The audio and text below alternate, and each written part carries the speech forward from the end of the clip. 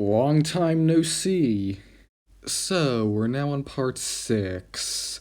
We're pretty far into the series, but ultimately speaking, we're still pretty early on. As of writing this back in, back in August of 2021, I wrote this while I was during the production of part 2, episode 7, apparently. I'm not going to include this whole soapbox at the start, but that's the context of this having been written, I guess. God, it's been a year and a half. I should know how to start a video by now. Anyway, so, look, a lot has happened in this series, but we're honestly still pretty early on. For instance, all life forms that exist currently, outside of a couple autotrophs, are still underwater. So, in this part, we're going to see a whole bunch of radial zoans come onto land, as well as some of the initial adaptations they undergo once having come onto land. For instance, at one point, a clade of mollusk coli came into the coastal tide pools of Para-Britannia to breed and lay their eggs away from the many predators at the bottom of the sea. A clade of these forms, living in the Sea of Blue Whales, that's the sea between Para-Britannia and Para-Ireland, developed a hard shell to survive attack during the trip to the shore. Since they're all at the shore at once, Bateman's rule applies, so males will have to compete for mating rights, and their competition of choice may be to run up and down the shore once. Both speed and distance are valued, meaning they are sexually selected for ability to exist on land. Due to their shells, there's already not really much of a risk of desiccation, except on their gills. Since they need to be able to intake oxygen, the solution to this is to internalize the gills as lungs, and with this adaptation they can now go onto land indefinitely. And there's a vast forest of untapped resources in the form of plantaterums, so they converted into freshwater organisms and became the first radial zoans to live their entire life on land. I'll call this clade Astra-Testa or shell stars as opposed to Mollis Astra or soft stars. Of course, they do still have to lay their eggs in water, but of course, there's still open niches in ecosystems with plenty of water. A bigger issue is that their size is highly limited due to the nature of their dome-like shells, which would collapse in on them due to lack of support at larger sizes. Although, notably, their size is not limited by their ability to take in oxygen, as active respiration is a nearly ubiquitous trait, I cannot pronounce that word, trait among all terrestrial clades of Stella qui fugit, as when they internalize their lungs, they end up with lungs that end up developing basically right underneath their arms, so they have a bunch of muscles to move around the arm, and so long story short, they can actively respirate, and that applies to Astra-Testa, okay?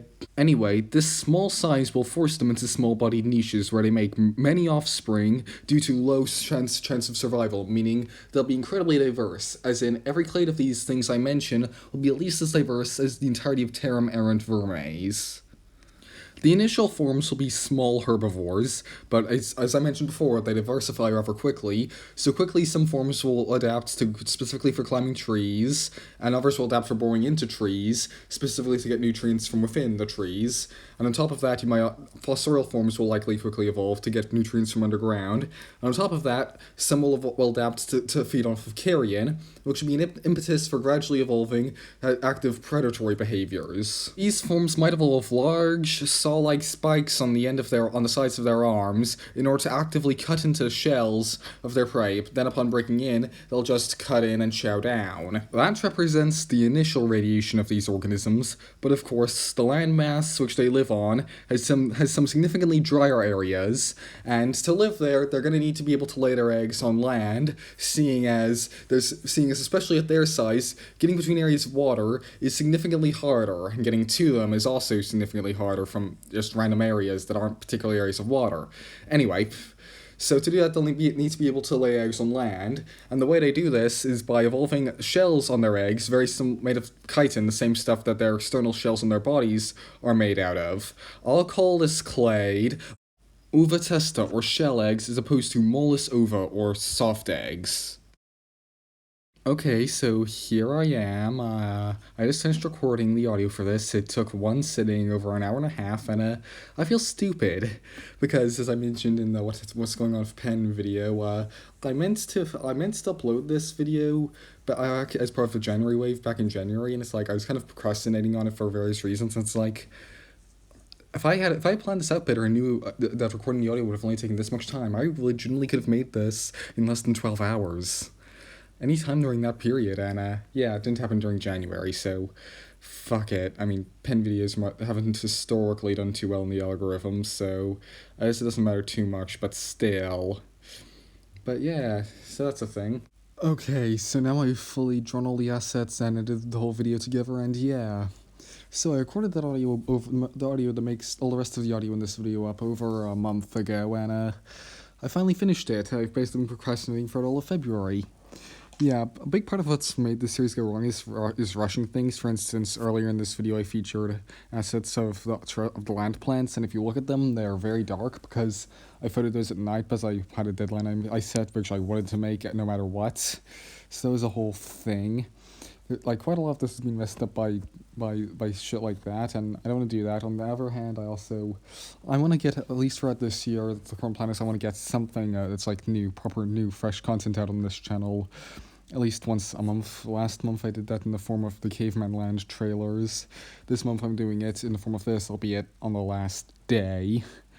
But yeah, I plan to make another pen video in March. Will I actually get around to making it? Maybe, maybe not. I mean, I record that audio on a whim. It's not necessarily so reproducible in that sense, and on top of that, I didn't get around to finishing making all the visual assets and recording and editing it till the better part of a month later, and that was only because of a new deadline I set just on the day. So who knows? But yeah, that's the whole thing. It's a whole mess. EFD. On the other hand, at least I've been keeping things on the other channel going well, so that's all good. Anyway, peace.